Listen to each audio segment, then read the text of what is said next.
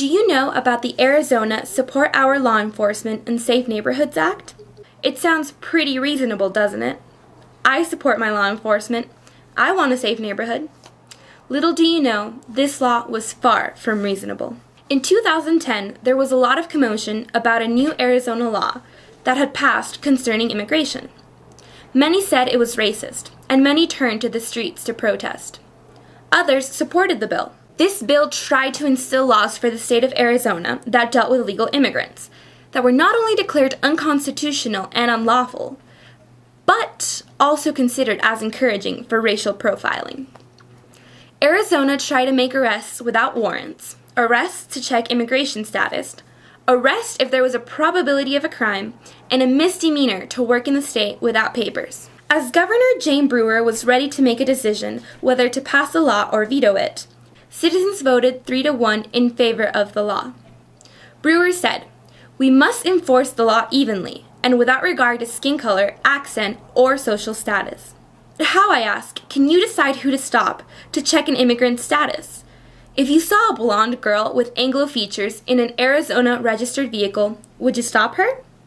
Would you stop a brown man with a Hispanic face with the same car? People were outspoken. 75% of Americans heard about the law, and the majority, over 50% in several polls, thought Arizona was right in taking action concerning immigration, feeling that the Obama administration was not dealing with it properly.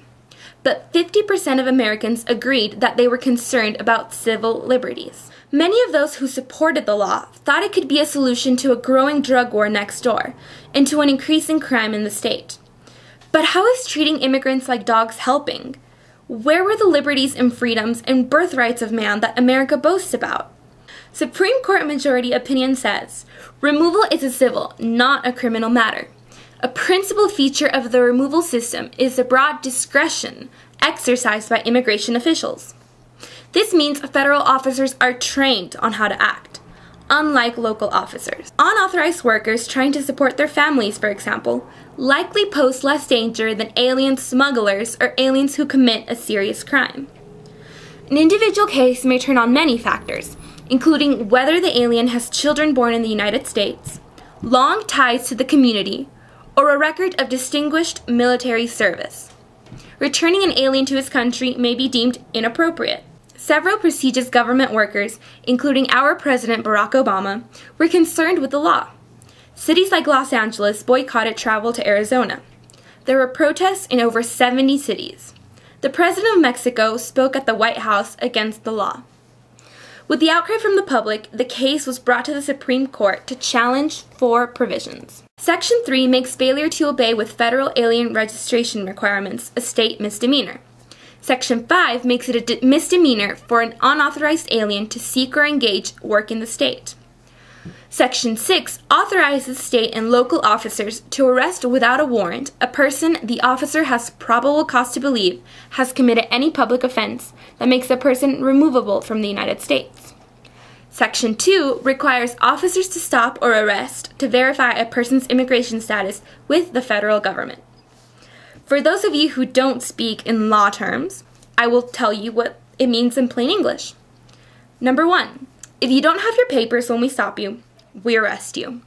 Number 2, if you are working or looking for work without papers, we arrest you.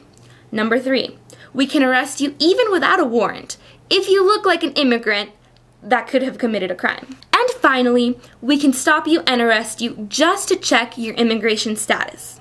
3 of these sections were shot down by the Supreme Court, allowing Section 2, known as Show Me Your Papers, to remain. Immigration bills inspired by this law dropped by 44% after the court ruling.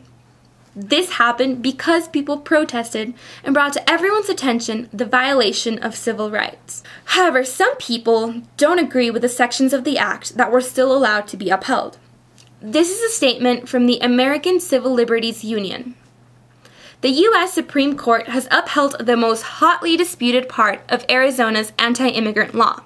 The ACLU, along with a coalition of civil rights organizations, will continue to challenge the Arizona law on other constitutional grounds. Although the percentage of similar immigration bills dropped after the court ruling, and states like Pennsylvania are adopting new pro-immigration reforms, There are states like Alabama and Georgia that have made copycat laws. People are taking a stand trying to prevent these laws from passing and continuing. But the Arizona law is old news, and the new laws in the two southern states are not being greatly challenged. I am a student. I am not yet at a voting age, but I can raise awareness. You can raise awareness. We all can. Last year's core rulings are proof of that, but they are not enough if copycat laws of the SB 1070 will continue to rise. We need consistency and justice in our immigration laws. Thank you so much for clicking on this video and showing me and my community that you care. It really does mean a lot to me, and I'm so glad that I can inform you through such an interesting medium, which is film.